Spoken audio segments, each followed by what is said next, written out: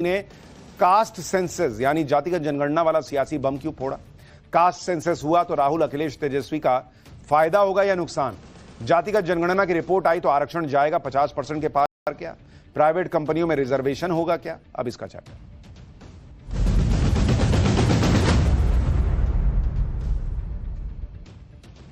पाकिस्तान पर एक्शन की चर्चा के बीच कल मोदी सरकार ने सबको चौंका दिया।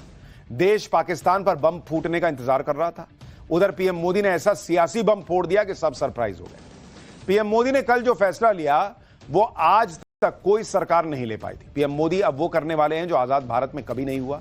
पहली बार मोदी सरकार में जातिगत जनगणना करवाने का फैसला हुआ है। जनगणना के साथ जाति जनगणना कराने का फैसला हुआ है, यानी कास्ट सेंसस होगा। अब ये ऐसा फैसला है जिसने पूरी राजनीति को नई दिशा और मोड़ दे दिया है। ये ऐसा फैसला है जिसमें बीजेपी भी घिर रही है, बीजेपी घेर भी रही है, इंडी गठबंधन खुश भी है और आपस में लड़ भी रहा है। हर कोई अपने हिसाब से इस फैसले को देख रहा है, लेकिन देश की जाति पूछने वाले इस फैसले के पीछे एक बड़ा खतरा भी है जिसकी बात कोई नहीं कर रहा। उसकी बात आज हम पाठशाला में करेंगे।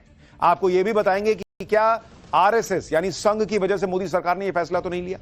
जाति जनगणना पर कैसे इंडी गठबंधन में तूफान मचा है वो भी बताएंगे। क्या इस फैसले का बिहार चुनाव से कोई कनेक्शन है, इसकी भी चर्चा होगी। पाकिस्तान के तनाव के बीच ही यह फैसला क्यों लिया गया यह भी बताऊंगा, लेकिन इस पर जो बयानबाजी हो रही है पहले उसकी एक झलक देखिए।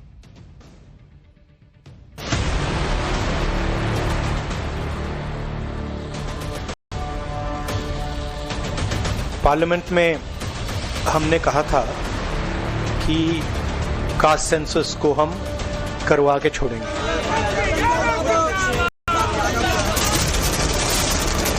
हेडलाइन तो मिल गया, पर डेडलाइन क्या? प्रधानमंत्री नरेंद्र मोदी जी की नेतृत्व वाला एनडीए सरकार कमिटेड है, प्रतिबद्ध है। राहुल गांधी जो करते हैं वो मन से करते हैं। राहुल जी हाथी के दांत खाने के और दिखाने के और।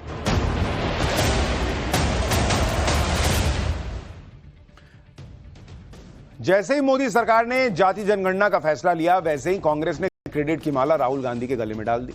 राहुल गांधी अनस्टॉपेबल, राहुल गांधी जननायक, सरकार तुम्हारी, सिस्टम हमारा वाला नैरेटिव चलने लगा। यह कहा जाने लगा कि देखो राहुल गांधी के दबाव में मोदी सरकार को यह फैसला लेना पड़ा। हालांकि कांग्रेस यह नहीं बता पा रही कि जाति जनगणना की बात तो राहुल गांधी पिछले कई साल से कर रहे हैं। दबाव तो लोकसभा चुनाव और अलग अलग विधानसभा चुनावों में भी बनाया था, तब मोदी जी दबाव में नहीं आया। अब क्यों आ गए? कौन सा नया दबाव है जो पिछले इतने साल से काम नहीं कर रहा था अब काम कर गया? दूसरी बात, अगर पीएम मोदी विपक्ष की किसी मांग के दबाव में आकर फैसला ले रहे हैं जैसा दावा कर रहे हैं, तो फिर विपक्ष अपने ही उस नैरेटिव पर कुल्हाड़ी मार रहा है जिसमें वो पीएम मोदी को तानाशाह कहता है। भाई वो कैसे तानाशाह जो दबाव में आके फैसले ले रहे हैं? फिर तानाशाह बोलना बंद करो। तीसरी बात, पिछले साल सितंबर में अमित शाह ने कह दिया था कि जनगणना जल्द होगी और जातिगत जनगणना से उन्होंने इनकार नहीं किया। यानी बीजेपी जाति जनगणना के विरोध में थी और राहुल गांधी की वजह से उसे यू टर्न लेना पड़ा, ऐसा होता हुआ नहीं दिख रहा। अब जब कांग्रेस राहुल गांधी को क्रेडिट दे रही है तो बीजेपी भी सवाल उठा रही है कि सिस्टम और सरकार तो कई दशकों तक गांधी परिवार के पास था, तब जनगणना क्यों नहीं कराई गई? एक बार देखिए दोनों कैसे आपस में भिड़े। कुछ लोग बुखलाए गए हैं, कहते हैं सरकार उनकी है, सिस्टम हमारी है। 51 में सरकार किसकी थी, सिस्टम किसकी थी? पंडित नेहरू जी जातिगत आरक्षण के कट्टर विरोधी थे। उस मंडल कमीशन की रिपोर्ट को 10 साल तक काल कोठरी में बंद रखने का काम किसने किया? सिस्टम किसके हाथ में था, सरकार किसकी थी? राहुल गांधी जो नेता प्रतिपक्ष है, उनके कांग्रेस के जबरदस्त जो दबाव पड़ा, उसके कारण से एनडीए गवर्नमेंट को सच्चाई का सामना करना ही पड़ा और आखिर के अंदर जातिगत जनगणना का निर्णय करना पड़ा। जाति जनगणना पर क्रेडिट लूटने की लड़ाई इंडी गठबंधन के अंदर भी चल रही है। दिल्ली में राहुल गांधी के पोस्टर लग गए जिसमें लिखा है कि झुकती है दुनिया, झुकाने वाला चाहिए। जो राहुल गांधी मोदी सरकार को चुनाव में हरा नहीं पा रहे, उनकी ऐसे ब्रांडिंग हो रही है कि अरे अरे अरे सर आपने क्या कमाल कर दिया।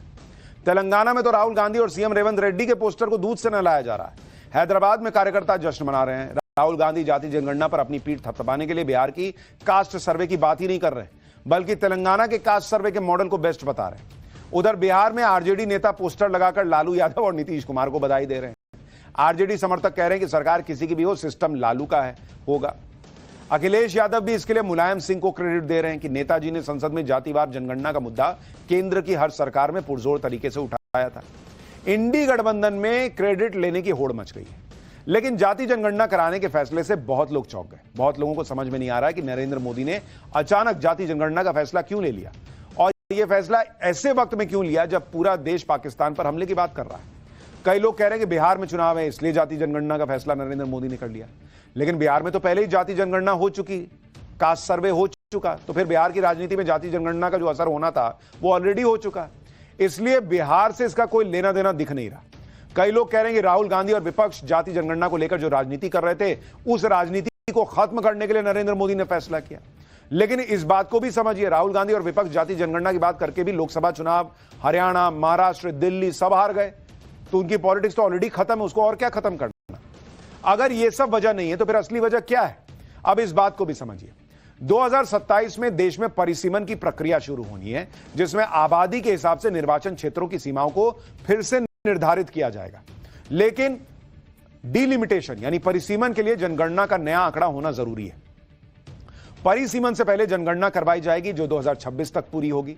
अब जब जनगणना होगी और अगर इस जनगणना में जातिगत जनगणना नहीं कराई गई तो राहुल गांधी और इंडी गठबंधन की पार्टियां इसको मुद्दा बनाती, बवाल काटते कि भाई देखो दलितों को, पिछड़ों को नरेंद्र मोदी ने छोड़ दिया, और कहते कि मोदी जाति जनगणना नहीं कराना चाहते क्योंकि अभी तक जनगणना हुई नहीं थी और इंडी गठबंधन लोगों को यह विश्वास नहीं दिला पा रहा था कि मोदी जाति जनगणना नहीं कराएंगे। अब यह हो जाता तो कहते कि अरे देखो नरेंद्र मोदी तुम्हारे विरोधी हैं। इसलिए चूंकि जनगणना होना जरूरी था, नरेंद्र मोदी सरकार ने जाति जनगणना को भी इसमें जोड़ा ताकि ये पॉलिटिक्स ही खत्म हो जाए। इसी की काट के लिए नरेंद्र मोदी ने जाति जनगणना कराने का फैसला लिया, और उस समय फैसला किया जब इसकी चर्चा सबसे कम हो, क्योंकि इस समय पाकिस्तान की चर्चा हो रही है और पाकिस्तान की चर्चा के बीच यह फैसला लिया गया। क्योंकि एक सच यह भी है कि बीजेपी भी इस फैसले को लेकर बहुत सहज नहीं है, इसलिए अभी पाकिस्तान की चर्चा में इस फैसले की बात दब जाएगी, फिर आगे का आगे देखा जाएगा। लेकिन सवाल यह कि क्या यह सब तर्क देखकर बीजेपी सवालों से बच सकती है? क्या अभी तो बीजेपी की तरफ से कहा जा रहा है कि यह फैसला सामाजिक न्याय के लिए लिया गया है, लेकिन फिर यह सवाल उठेगा कि अगर यह फैसला इतना ही जरूरी था तो पहले यह फैसला क्यों नहीं लिया गया? साल 2021 में तो कोविड की वजह से जनगणना नहीं हो पाई, लेकिन उसके बाद भी 4 साल ऐसे ही बीत गए, और साल 1999 से 2004 तक बीजेपी सत्ता में रही तो 2001 में जातिगत जनगणना क्यों नहीं करवाई? जाति जनगणना को लेकर जो फैसला हुआ, अब उससे जुड़े खतरे की बात करते हैं, क्योंकि यह समझना जरूरी है कि यहां बात सिर्फ जाति जनगणना पर खत्म नहीं होगी, बल्कि जातिगत जनगणना के आधार पर नए सिरे से आरक्षण की मांग उठेगी। असल घमासान तब शुरू होगा, और यह बात सबको पता है कि देश में आरक्षण का मुद्दा कितना संवेदनशील है। आरक्षण के समर्थक भी हैं और उसके विरोधी भी, इसलिए कुछ लोग इस फैसले से खुश हैं, कई लोग दुखी हैं।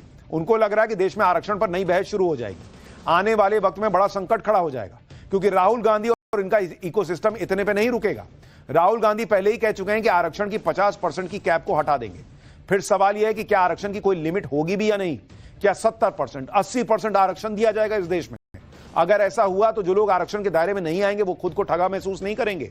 राहुल गांधी तो निजी शिक्षण संस्थानों में आरक्षण लागू करने की मांग कर रहे हैं, जबकि विदेश जाकर खुद कह रहे थे कि जब देश में निष्पक्षता होगी तब कांग्रेस आरक्षण खत्म करने के बारे में सोचेगी। सवाल यह है कि भाई सरकार अगर यह भी कह देगी कि हम